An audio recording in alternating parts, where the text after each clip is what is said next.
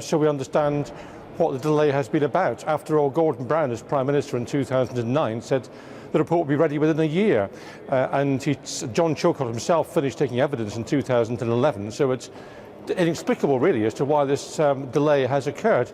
I think we're entitled to know, and the letter to the Prime Minister, which John Chilcot wrote last week, didn't really explain the reasons. Right, but you've accepted that it's not going to happen before May the 7th. You've asked for an explanation and you don't understand why there is a delay, but you've accepted the publication won't happen until after the election.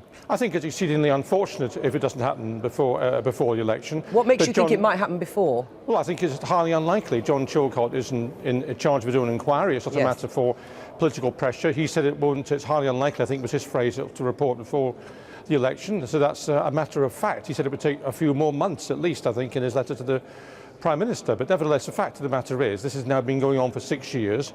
It's a matter of great importance to this country as to what happened in 2002, 2003, because the normal processes of government, in my view, were subverted by having people like Alistair Campbell interfering in the drafting of intelligence documents, by the phraseology that Prime Minister Tony Blair used to the House of Commons about weapons of mass destruction, which of course didn't exist, about the replacement of the civil service processes by sofa government. These matters all need to be examined, and we need to make sure they can't happen again. Right, but that's the point of the Chilcot inquiry. It sounds like you've made up your mind before he's even reported the results and the findings of this long inquiry. What's the point of already declaring a verdict on your part when you haven't heard what the evidence is? Well, there's quite a lot of evidence which is already out there in the public domain, and that's another reason for actually bringing it together in a report.